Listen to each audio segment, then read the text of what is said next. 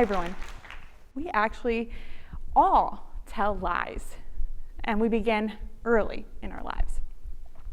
And as many parents do, right, I try to teach my kids, like, lying, it's not nice or kind or safe to lie. But even as adults, we all still lie. And I think most often they're little lies to ourselves, right? It's things like, I'm totally going to fold that laundry later. Or, I don't need to write this down, I'm going to remember it. My partner's personal favorite lie that I tell is that it's only going to be 2 more minutes, I promise, I'm going to finish this email, and then we're going to go. And that always means we're going to be 20 minutes late. And my actual personal favorite lie is that he's not allergic to cats, because our cats are not going anywhere. I'm an industrial and organizational psychologist, and I study work-family conflict, which I'm sure y'all are very familiar with. It's when we have a lot of demands and responsibilities from our work, and at the same time, a lot of demands and responsibilities placed on us by our family, and these two things are incompatible, and we just simply can't do it all, right? And so we feel like our work and family lives are in conflict with one another. And what I've learned in doing work-family conflict research and in reading the research of many of my amazing colleagues is that we all tell ourselves lies about work-family conflict. And so I brought 3 of those lies to share with you today. And in ode to my wonderful sweet husband, I bring them to you in the form of cat. The first lie that we all tell ourselves is, it's going to get better. We say this to ourselves all the time. We say, when this week is over, right, it's all going to be better. Or maybe when I get that next job. Or maybe when my son is finally potty trained. Or maybe when my partner is finally done going through treatment, right? My work-family conflict is going to get better. I'm so sorry, but the data say it will not get better. So we've got over 100 studies on work-family conflict, looking at work-family conflict over time, and what we see study after study after study is that work-family conflict is actually very stable. One study found that 75 to 80% of the amount of conflict you are feeling right now, you're going to feel that next week, next month, next year, 3 years from now, you are going to feel about the same. And you might be saying to yourself, but I vary from day to day, right? Like, I have good days and I have bad days. And you're right. Yes, you have good days and bad days. So that 75 to 80% stability goes down to only about 50%, right? We still are remarkably stable even from day to day. So while we fluctuate, we're all fluctuating around this sort of mean level of work-family conflict.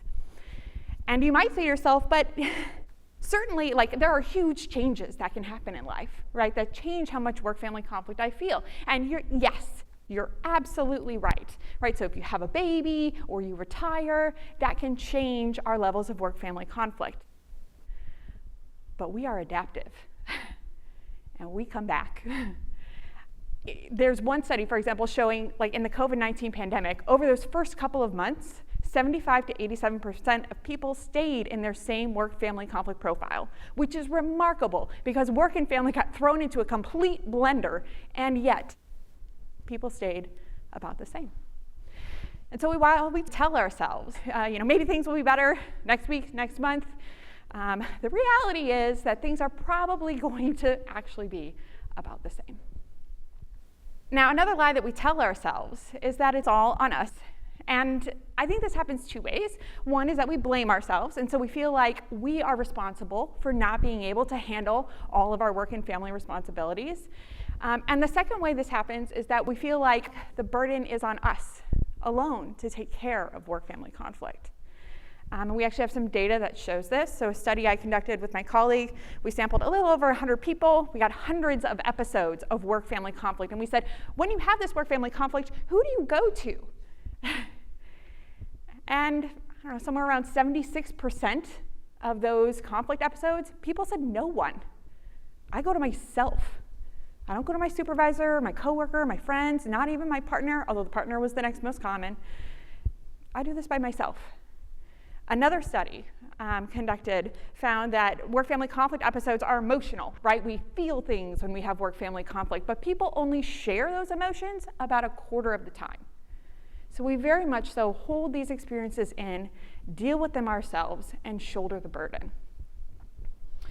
But I'm here to tell you that that is also a lie.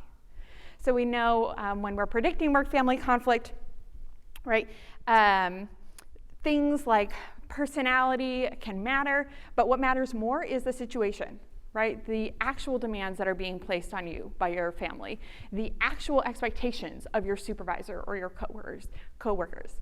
These things matter more than individual differences.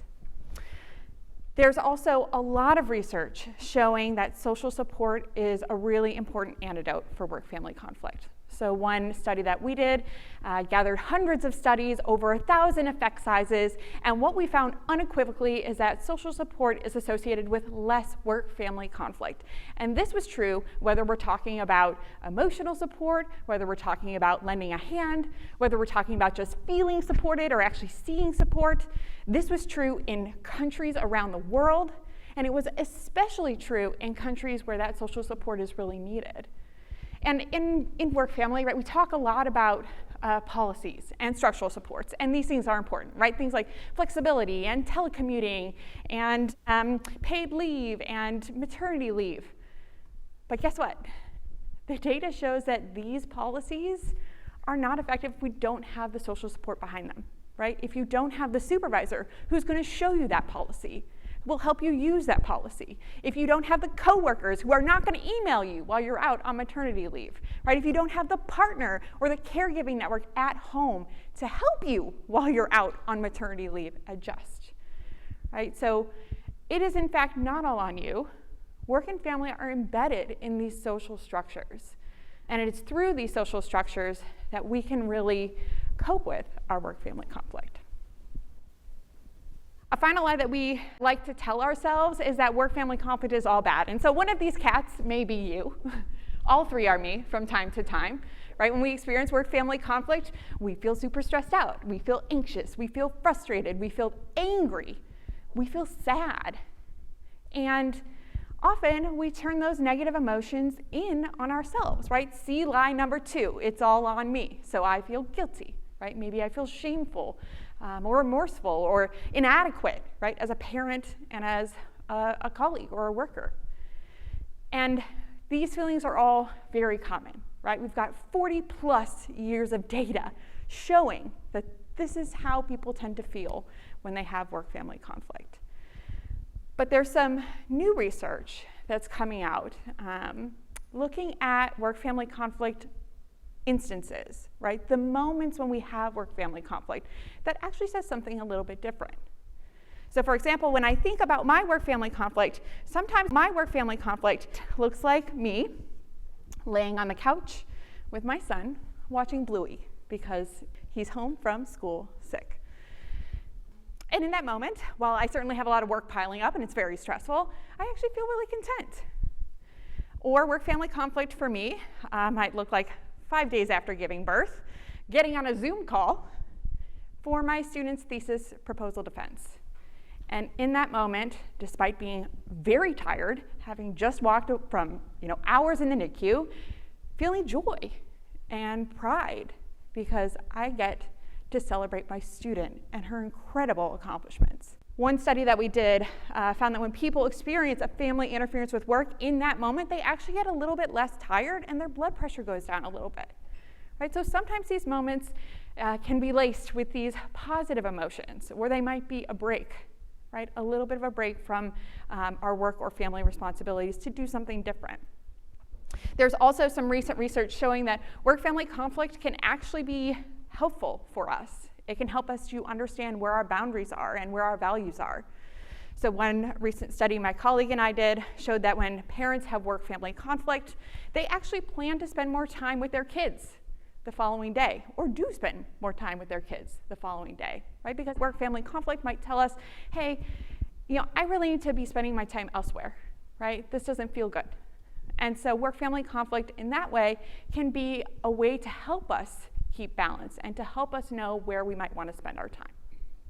And so when I think about these 3 lies, right, that we're constantly working towards something better, that we feel like it's all on us to get there, and that it feels really, really miserable in the meantime, this has us feeling a little bit like we are a cat chasing its own tail over and over and over again.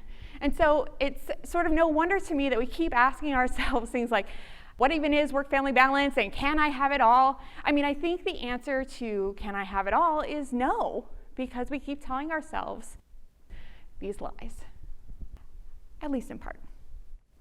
And I would love to live in a world where we don't have to lie, right? Where it's really easy to make lasting change, where work and family are actually constructed to be compatible or even supportive with one another rather than in conflict, where it's a norm that we reach out and support one another rather than an exception, and where everything that we do is seen through glasses of sunshine and rainbows, right? That would be a lovely world. But I don't live in that world. And I think while we make strides to get there, what I would encourage you all to take away from this data is that these really are lies that we tell ourselves. And so the next time you find yourself lying, you might question that, right? Maybe I fold the laundry now because, probably not going to do it later, so I might as well just do it now. Maybe I give my sweet, sweet partner a Zyrtec because our cats are not going anywhere. Maybe the next time when I feel like my work and family life has sort of hit the fan, I remind myself that, it's a roller coaster, right? That roller coaster is probably going to come back down. I adapt. Maybe I remind myself that I'm not in this alone, right? And I can reach out to others for help, even if it's just sharing that experience or those emotions. And maybe I remind myself that these moments of conflict are actually maybe telling me something that I should be listening to, and that there's moments of joy and contentedness, even amongst all the chaos. Thank you.